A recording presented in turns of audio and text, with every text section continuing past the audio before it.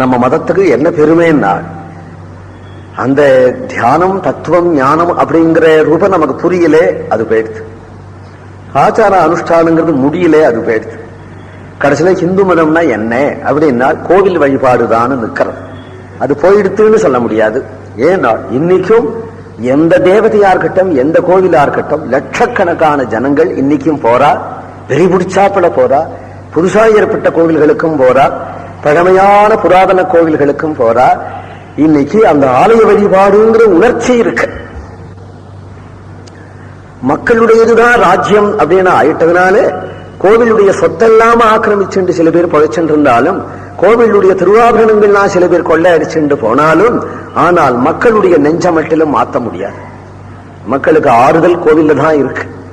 ஓடி போய் கோவில அழறா, பிரார்த்திக்கிறா, தெய்வம்னு நினைக்கிறாளே தவிர கல்லுன்னு நினைக்கல. நீ என்ன செவுத்துல எழுது, கல்லுன்னு எழுது, நீ என்ன பிரச்சாரம் பண்ணு, வால் நோட்டீஸ் போட்டு கொடு, பிரசங்க மேடையில கத்து, ஒன்ன லட்சியம் பண்ண மாட்டா, கோவிலுக்கு தான் போவா. கோவிலுக்கு தான் போவா. நீ எவ்வளவு கழுது இல்லைன்னு பிரச்சாரம் பண்றியோ அவ்வளவு கழுது கோவிலுக்கு தான் போவா. ஏன்னா இன்றைக்கு நேற்றுக்கு இல்லை, பல வருஷமா பார்த்துட்டு இருக்கோம், பல வருஷமா பார்த்துட்டு இருக்கோம். அப்போ அந்த கோவில்களுக்கு போகக்கூடிய இந்த மக்களுக்கு அந்த தெய்வம் பேசுறதுன்னும் காப்பாற்றுறதுன்னும் நம்மள ஆறுதல் இருக்குன்றுதானே போறது. அப்ப எங்க இருக்கு மக்கள் அப்படின்னா இந்து மக்கள் கோவிலுடைய ஆதாரத்தில் இருக்கு. அதனால எந்த அரசியல் வரட்டும் எனக்கு சந்தோஷம்தான். எந்த அரசியல் வரட்டும், எந்த கட்சி வரட்டும், எந்த கட்சி வேணாலும் எந்த கட்சியும் அமுகட்டும், எந்த கட்சி வேணாலும் எந்த கட்சியும் ஈடுகட்டும், எந்த கட்சியும் சேர்ந்தவன் தான் நான். ஆனால் எந்த கட்சியும் கோவில்ல கை வச்சேயானால் ஒழிச்சுவிடும் இந்த மக்கள்.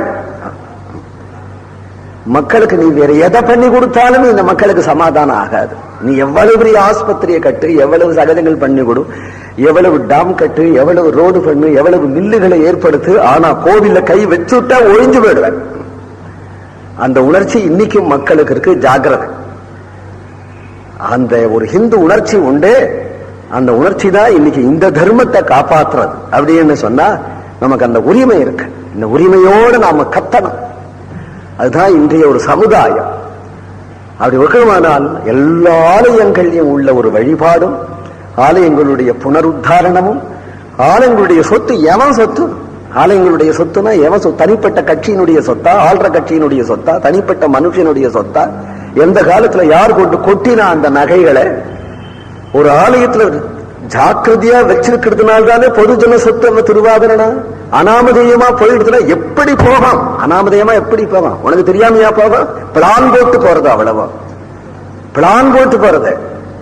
எங்க போறதுன்னு தெரியாதான்ல, எங்க இருக்குன்னு தெரியாதான்ல, யாருக்கும் தெரியும். தெரிஞ்சு பிளான் போட்டு போறது அவ்வளவு நகைகளும், பிளான் போட்டு போறது அவ்வளவு சொத்துக்களும், அவ்வளவு கடைகளும், அவ்வளவு நிலங்களும் பகிரங்கமா தெரிஞ்சே பொறுத்தியாரால ஆக்கிரமிக்கப்படுறது. அதுபோல பிளான் போட்டு போகிறது. ஆனா வெளியில வதந்தி திருட்டு போயிடுது, இன்னும் கிடைக்கல அப்படின்னு கொஞ்ச நாள் திருட்டு போனது கிடைச்சுதான் அப்புறம் தெரியாது, என்ன தண்டனைங்கிறதும் தெரியாது. ஏன் உன் அப்பம் பண்ணி வச்சதா, உன் பாட்டம் பண்ணி வச்சதா? அது ஒவ்வொரு கோயிலுக்கும் ஏராளமான திருவாபரணங்கள். எந்தெந்த காலத்துல ஒவ்வொரு ராஜாக்களும் ஒவ்வொரு ராணிகள். முஸ்லீம்னு சொன்னமே, முஸ்லீம் ராணிகள் எத்தனை பேர் ரங்கநாதனுக்கு நகை பண்ணி வச்சிருக்கா தெரியுமா? ஆற்காடு நவாப்பு சொன்னோம், நவாப்புனுடைய பத்னி நம்ம ரங்கநாதனுக்கு நகை பண்ணி வச்சிருக்கா. இன்னைக்கு கஜெட்ல இருக்கு. முஸ்லீம்கள் ரங்கநாதனுக்கும் கோவில்களுக்கும் நிலம் கொடுத்திருக்கா. இன்னைக்கு இந்துக்கள் அதை பறிக்கிறா, இந்துக்கள் அந்த நகைகளை கொள்ளை அடிக்கிறா. இந்துக்களுக்கு துரோஷியா இருக்கா இன்னைக்கு. ஏன்னா இதுக்குதான் சுதந்திரம்னு பெயர். சுதந்திரம் கிடைக்காதான்னு குமரியன் இருந்தது இல்லையா ஒரு சில ஆண்டுகளுக்கு முன்னாடி இந்தியா? அதனுடைய பலனை இப்ப பார்க்கிறது. என்னதான் சௌக்கியம் பண்ணிவிட்டா இந்திய மக்களுக்கு. எந்த கட்சி வேணாலும் வரட்டும், இந்த கட்சிக்கு அந்த கட்சி, அந்த கட்சிக்கு இந்த கட்சி தேவையில்லைன்னு மக்கள் தான். ஆனா இந்த மக்களை ஏமாற்ற முடியாது, இனிமே ஏமாற்ற முடியாது, இனிமே ஏமாற்ற முடியாது. என்னதான் கண்டுபிடிச்சானால் எந்த கட்சியும் நம்பத்தக்கதில்லைன்னு கண்டுபிடிச்சு விட்டார்.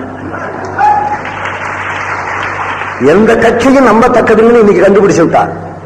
இந்த மக்களை இனிமே ஏமாற்ற முடியாது. தலையெழுத்தேன்னு ஓட்டு போடுறாளே தவிர நம்பிக்கையினால ஓட்டு போடுறது இல்லை, வேறு கதி இல்லை அப்படிங்கிறதுக்காக போடுறோம். ஆனா மன்னிக்க முடியாத ஒரு பெரிய குற்றம் மக்களுடையது இல்லை, ஆட்சியினுடையது. ஆட்சியினுடைய மன்னிக்க முடியாத ஒரு குற்றத்தை ஜனநாயகமாக இருந்தால், மக்கள்தான் அரசர்களாக இருந்தால், மக்கள் அந்த குற்றத்தை பறைசாற்ற உரிமை உண்டு.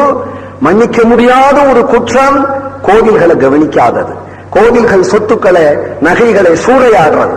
இது அப்பட்டமான சூறையாட்டமே தவிர பொது மனுஷன் திருடுறது இல்லை. இது அரசியல் கட்சியோ அல்லது அரசியல் கட்சியினுடைய சார்பு உடையவர்களோ திட்டம் போட்டு செய்யற காரியம் தான் இது. நிச்சயமா இது வெளியில நம்ம பறைசாற்றலாம், அதுக்கு நமக்கு உரிமை உண்டு. நம்மள அரசன்னு சொன்னா உரிமை உண்டு. இன்னைக்கு நடக்கிறது இவ்வளவு நேரம் காலையிலேன்னு கத்தினே இல்லையா? ரங்கநாதன் ரங்கநாதன், வரதராஜன் வரதராஜன், திருவேங்கடமுடையார். கத்தினதுனாலதான் பக்தி இருக்குன்னு சொல்லல. கத்தாம இது போல என் உபன்யாசத்தை கேட்காம லட்சம் கோடி ஜனங்கள் கோவிலுக்கு போயின்னு இருக்கா. எல்லாரும் என் உபன்யாசம் கேட்டுட்டு போகல. மனித உணர்ச்சி அது, மக்களுடைய இந்துக்களுடைய உணர்ச்சி. உணர்ச்சி எதுல இருக்கு? கோவில்ல இருக்கு. அதனால எந்த கட்சி வேணாலும் ஆட்சிக்கு வரட்டும், கோவில்ல கை வச்சா அந்த கட்சி கவுந்துடும், நிர்மூலமா போயிடும். சாப மாதிரி சொல்ற, கோவில்ல கை வச்சா நிர்மூலமா போயிடும். எப்படி போகன்னு சொல்ல முடியாது. மக்களுடைய குமுறலே ஒரு உருவத்தை உண்டாக்கும். அந்த மக்களுடைய குமுறலும் ஒழிச்சு விடும். அதனால நமக்கு பிராணம் கோவில். அதை காட்டுறதுக்காக தான் இந்த ஆச்சாரியாலாம் வந்தா. அழ்வார்களும் ஆச்சாரியர்களும் சைவத்தில் இருந்த திருஞான சம்பந்தர் போன்றவர்களும் வைஷ்ணவம் சைவம் முதலிய இவ்வளவு கோவில்களுக்கும் வழிபாடுகளையும் காண்பிச்சு இப்படி ஒரு வழிவகுத்து பக்தி மார்க்கத்துக்கு ஆலயம்தான் கதின்னு காண்பிச்சிருக்கிறார் இல்லையா? அதை நிரூபிக்கிறதல்லவோ இப்ப சந்தர்ப்பங்கள்.